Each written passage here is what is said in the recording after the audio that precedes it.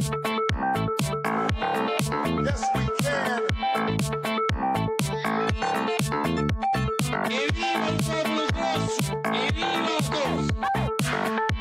Je vous demande de vous arrêter. Je crois aux forces de l'esprit. Bonsoir et bienvenue, vous êtes au bon endroit, au bon moment, pendant le 20h sur France 3 Corse via Stella, évidemment. Dans le livre Civilisation, comment nous sommes devenus américains, chez Gallimard, l'écrivain Régis Debray raconte l'imprégnation de la culture française par les États-Unis. De la CIA à House of Cards, des primaires US à nos primaires, un mimétisme est en marche. Selon l'auteur, les USA illustrent la combinaison d'un pouvoir absorbant et d'un pouvoir émissif. Ce qui fait cette civilisation, devrais-je même rajouter cette civilisation de l'instantanéité, voire même de l'image. Comment nous sommes devenus américains de Régis Debray, fortement recommandé par toute l'équipe de Pendant le 20h. Les titres.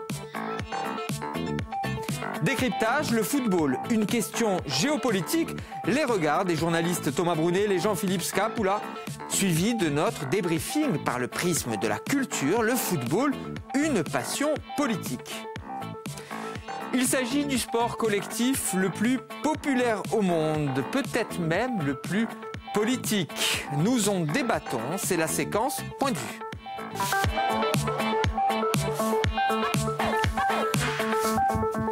On entre comme juste avant d'entrer sur le terrain.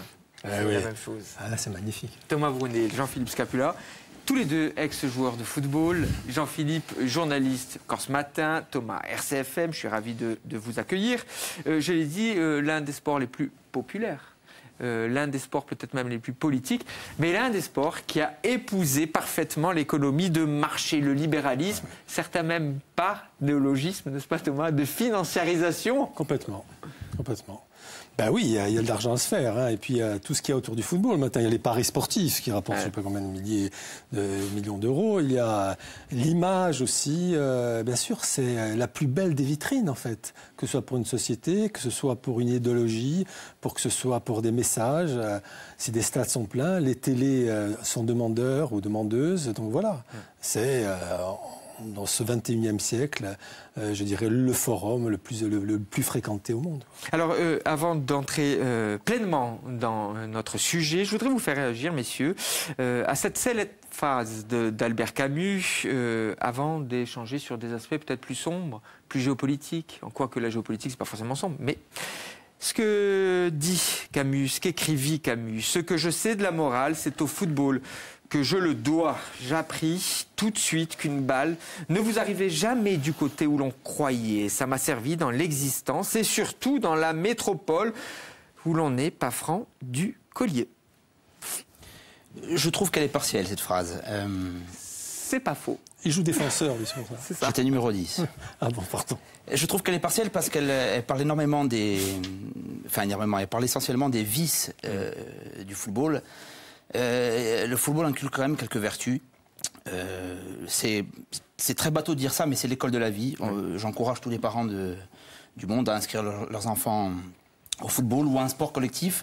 Donc je trouve que cette phrase, elle relève les vices du football sans en souligner les vertus. Je critique un peu Camus, j'ose, et je trouve ça dommage. Bon, elle est hyper subjective. Hein, j'ai vraiment pris un passage.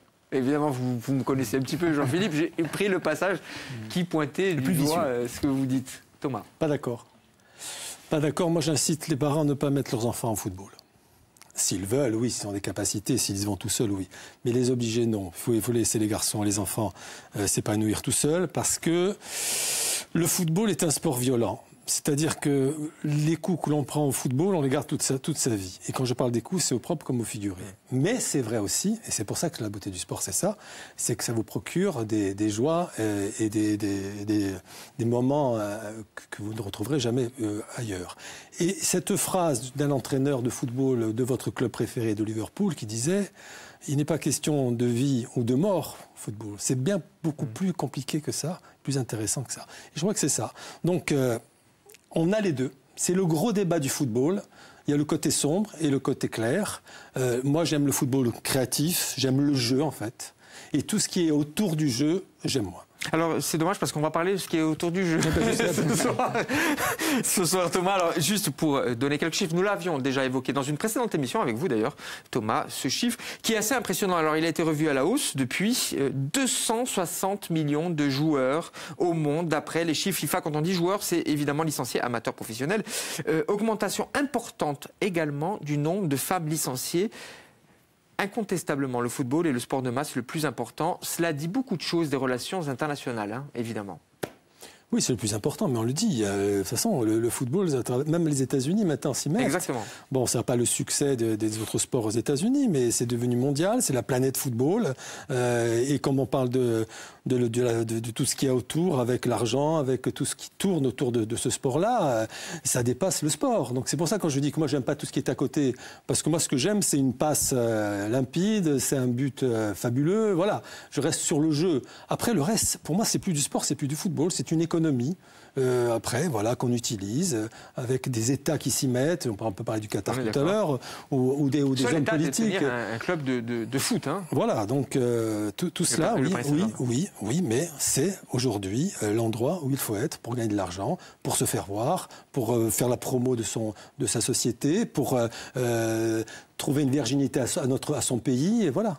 Mais, je ne suis pas convaincu. Le football, il ne devient pas populaire parce qu'on gagne de l'argent.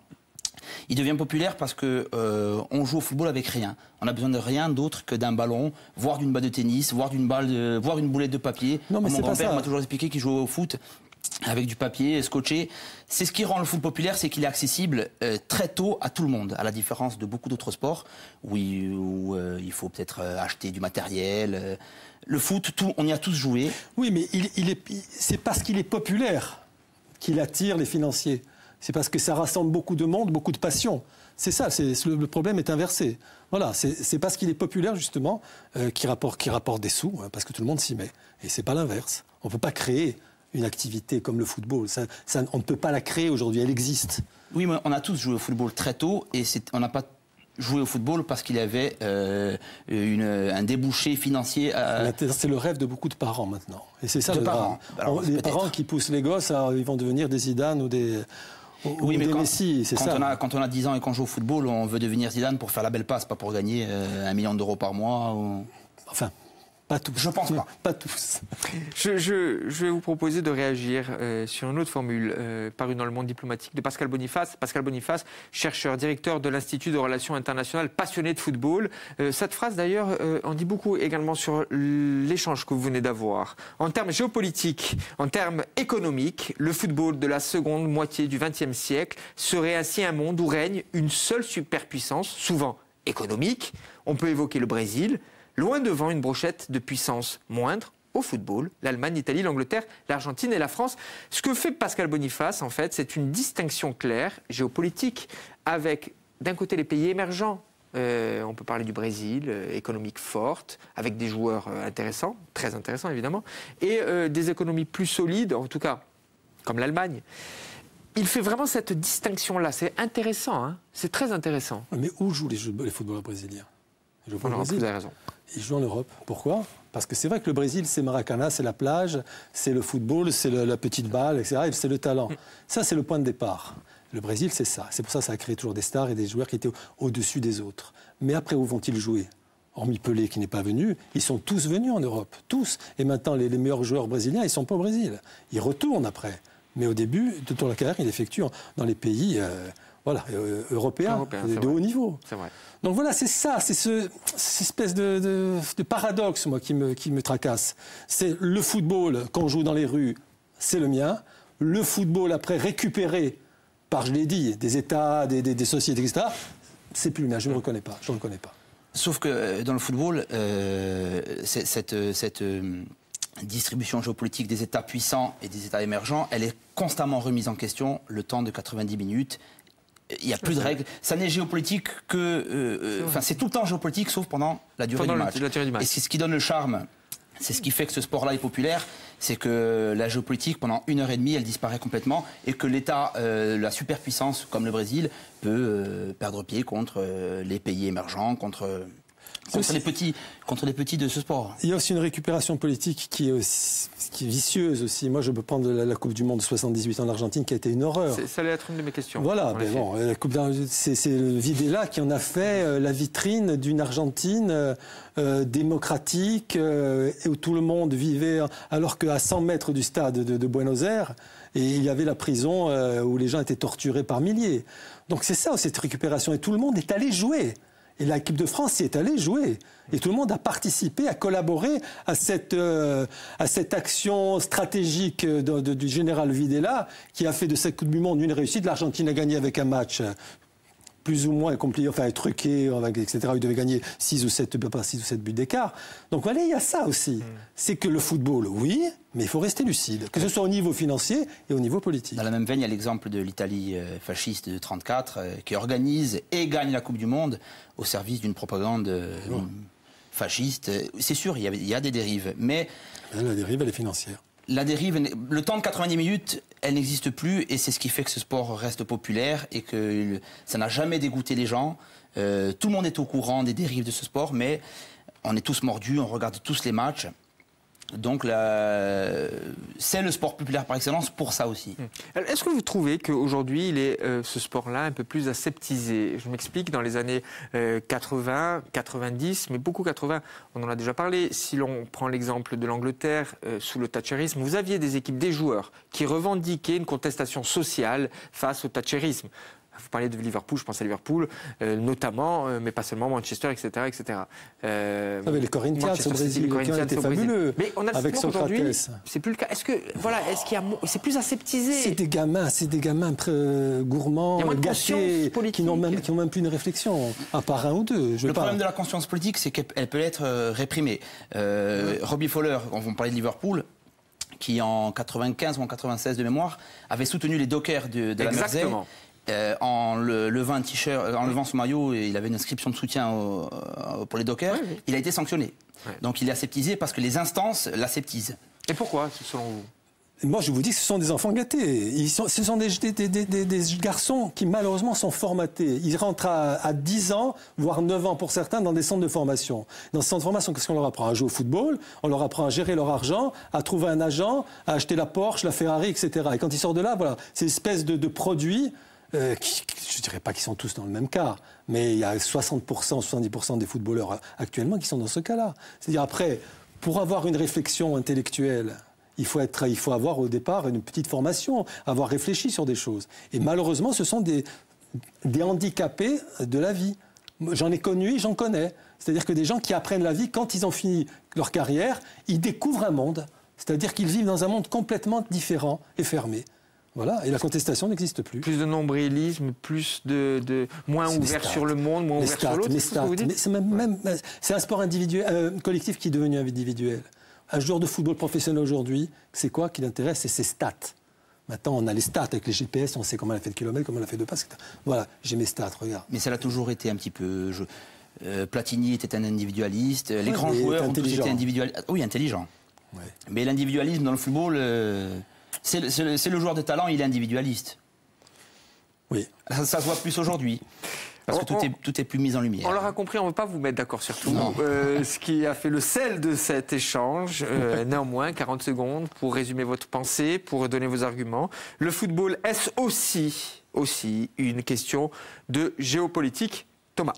C'est une question de géopolitique qui n'est plus dirigée par les joueurs, mais par l'environnement. Avant, il y avait des joueurs, on a parlé de quelques exemples, Liverpool, Fowler ou les Corinthians au Brésil. C'est les joueurs qui étaient des stars et qui décidaient eux-mêmes du message qu'ils voulaient faire passer. Et c'est ça la force qu'ils avaient. Et souvent, ces messages, heureusement, étaient à destination, en tout cas, pour mettre en avant des contestations sociales, des petits qui allaient au stade voir les matchs. Ça, c'était, voilà, pour moi, le message que pouvait porter un joueur de football au monde. Aujourd'hui, c'est l'inverse. C'est-à-dire que ce ne sont plus les joueurs qui portent les revendications, parce qu'il n'y en a plus. C'est l'environnement qui se sert du football pour faire passer des messages, que ce soit des sociétés à but commercial, que ce soit des pays qui veulent s'acheter une conscience comme le Qatar. Avant de donner la parole à Jean-Philippe, juste une question dans le fil droit de ce que vous venez de dire. Est-ce que vous considérez que la Squadra Course, par exemple, il y a une revendication politique derrière. Complètement identitaire. Évidemment. Mais voilà, mais elle est saine. C'est-à-dire, bon, le message, c'est quoi? C'est qu'il existe encore, même si c'est compliqué de la faire, cette équipe. Parce qu'on maintenant, la formation n'est plus mise en avant. Maintenant, on prend des joueurs ailleurs. Mais c'est comme ça, c'est l'évolution des choses. Mais non, elle est politique. Elle est Les clubs complètement corses politique. ont toujours été politisés. Bastia en 78, l'épopée bastiaise, c'est un vecteur extraordinaire pour le mouvement nationaliste naissant. Donc, des récupérations, il y en a toujours eu. Et ça existera toujours. De là à dire que le foot n'est que politisé, je trouve Thomas un peu pessimiste. Non, j'ai pas dit ça. J'ai dit qu'il y a c'est ce que tu as voulu dire. Géopolitique, répondez. On se ferait un tête-à-tête au petit but. C'est ça. Oui, parce qu'après, il y a la troisième mi-temps, justement, dans le parking de France 3, avec des petits buts, etc. Je le dis pour le téléspectateur qui souhaiterait se joindre à nous. C'est avec vous, Jean-Philippe. Le football, est-ce aussi un... Évidemment, c'est aussi géopolitique. Il y a de la récupération, il y a des intérêts financiers, il y a des luttes d'influence, évidemment. Il y a énormément d'argent qui circule. Ça dénature un petit peu l'environnement. Ce qui reste magique et ce qui est universel, c'est le temps du match. Le temps du match, tout est remis en question. La géopolitique n'existe plus, le petit peut devenir grand, le grand peut devenir petit.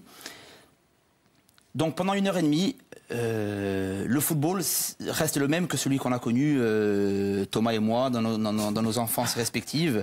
Pas simultanées mais respectives, où on s'amusait, où on jouait au foot sans arrière-pensée. RCFM face à Corse Matin, arbitré par France 3 Corse via Stella. Voilà, on a réussi à le faire sur le plateau de Pendant le 20h. Merci beaucoup à vous deux. Jean-Philippe, c'est la première pour vous Pendant le 20h. Il y en aura d'autres, évidemment. Et Thomas, qui est un des piliers de l'émission. Alors, je ne sais pas si je dois dire libéraux, numéro 10 ou... voilà. Quand on vieillit, on recule. Vous allez rester pour le débriefing, j'en suis persuadé, parce qu'il sera question aussi d'Éric Cantona. Vous le savez, nous l'avons dit, le football est considéré par les aficionados comme une religion. Mais ce sport est également un révélateur de politique, voire même des relations internationales. Le football, une passion politique, nous osons le dire. Décryptage par le documentaire et la bande dessinée, c'est notre débrief du soir.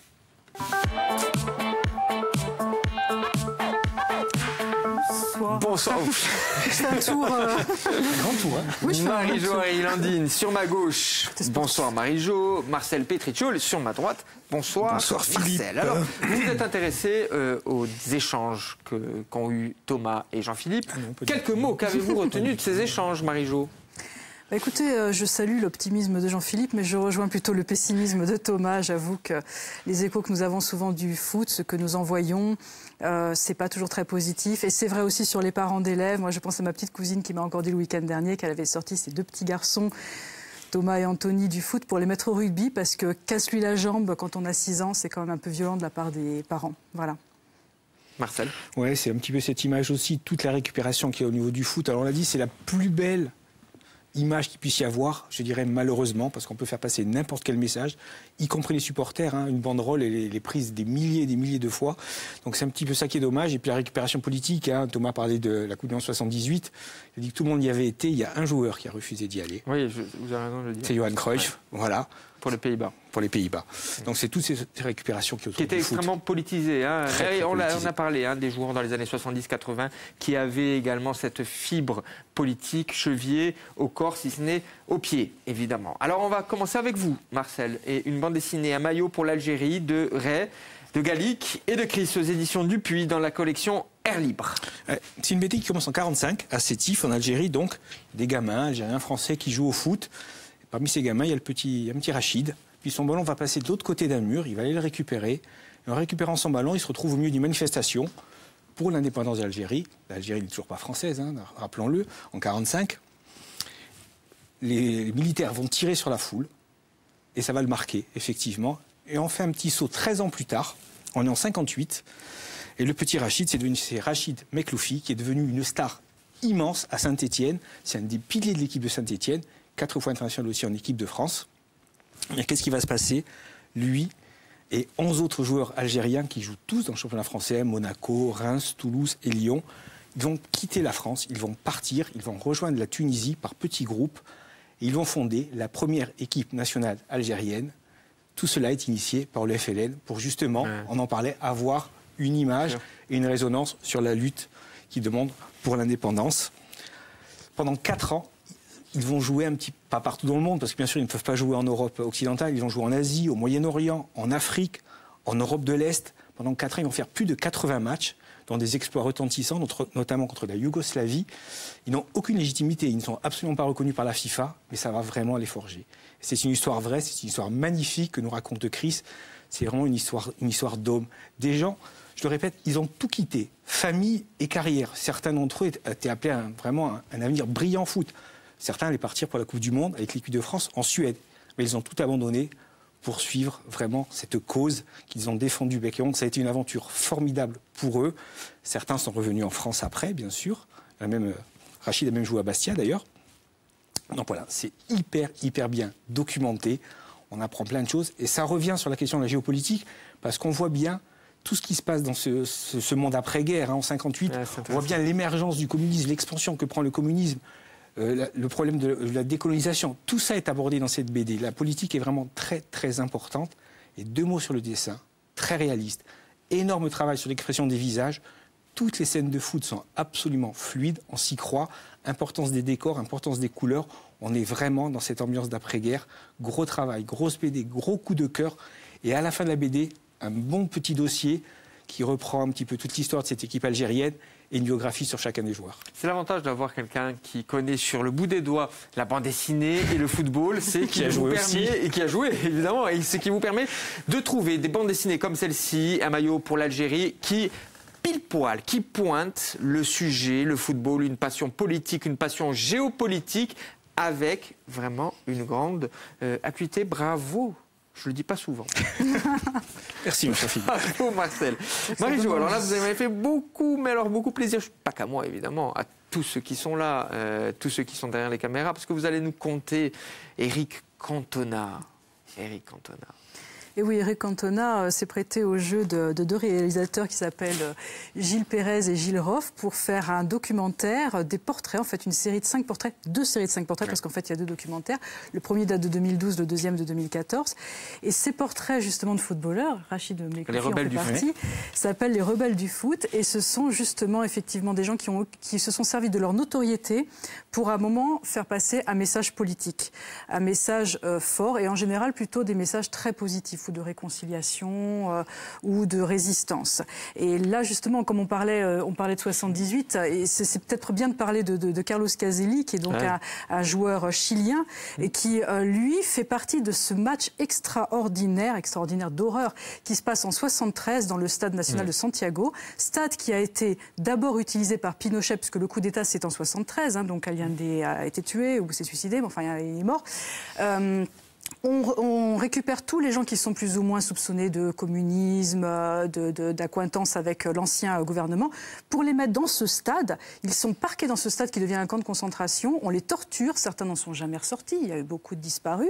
Et puis d'un seul coup, le match doit avoir lieu là. On demande à Pinochet simplement de débarrasser un petit peu tout ça pour que le match ait lieu. La FIFA accepte. On vient inspecter, on dit oui, c'est vrai que c'était un petit peu un camp, une prison à ciel ouvert, mais ça va rentrer dans l'ordre et le match doit avoir lieu, mais le match des Chiliens se joue normalement contre l'URSS à l'époque, qui refuse de venir. Le match est joué sans équipe en face. Donc là aussi, on est dans des aberrations aussi énormes, peut-être plus encore, parce qu'en plus, on foule vraiment une pelouse qui a connu du sang et des larmes vraiment quelques mois avant. Et ensuite, quand Pinochet, le match, alors les joueurs font le minimum syndical, c'est-à-dire qu'ils marquent le but contre personne qui les qualifie. Et puis en 74, juste après, quand la délégation est reçue par Pinochet, Carlos Caselli refuse de lui serrer la main. Mais évidemment, un moment extrêmement, qui lui a semblé durer des heures, parce que quand une main est tendue et que vous ne la serrez pas, c'est quand même un engagement politique extraordinaire. Donc on découvre dans ce documentaire ce qui se passe, comment il vit ça à cette époque-là, et ce qui se passe derrière, parce qu'évidemment, il y a des conséquences. Lui, il joue à l'étranger, il joue en Espagne, donc il repart. Mais quand il revient au Chili, il se rend compte que sa famille a payé pour lui. Et Cantona est le fil d'Ariane, hein, de tout, va à la rencontre de toutes ces personnalités, de toutes ces grandes personnes. Cantona donc se met complètement en retrait, il ne se met pas dans ses rebelles héros, alors que c'est un rebelle aussi, on le sait, et il relance et il est un petit peu le fil conducteur de ces histoires, avec Didier Drogba aussi pour la Côte d'Ivoire. Ça, c'est énorme, c'est plus près de nous, hein, c'est 2005. Bien sûr. Ah, ça a 12 ans à peine. Donc voilà, l'équipe, les éléphants viennent de gagner au Soudan, ils profitent d'un direct pour demander carrément à déposer les armes, à se pardonner, puisque les ethnies sont en train de se révéler en Côte d'Ivoire et la guerre civile est en train de s'installer. C'est vraiment un courage extraordinaire. On voit quelques images qui sont avec le beau ton de... Les rebelles du foot, une série Cantona. documentaire d'Eric Cantona. En quelques secondes, on y reviendra. La BD, l'autre BD, Le Roi Pelé, de Eddie Simon et Vincent Brascaglia aux éditions 21 Grammes. Ouais, tout simplement, ça retrace toute la carrière de Pelé, de son enfance miséreuse jusqu'à son apogée, mais aussi toute la carrière humanitaire et politique de Pelé, sa vie familiale, ses blessures. Voilà. C'est un petit peu trop idéalisé, mais on apprend tout du roi Pelé, franchement. C'est le roi Pelé, l'homme et la légende. Pelé qui fut ministre des au Brésil, hein, ministre des Sports. Et premier ministre de couleur au Brésil. Exactement. Merci beaucoup à vous deux d'avoir débattu sur le football comme passion politique et aussi dans les relations géopolitiques. Vous le savez, chers téléspectateurs de France 3, une émission de foot par semaine, tous les jeudis, Foot et Bast de Laurent Vicensin. C'est à 20h35. À très vite sur France 3 Corse via Style.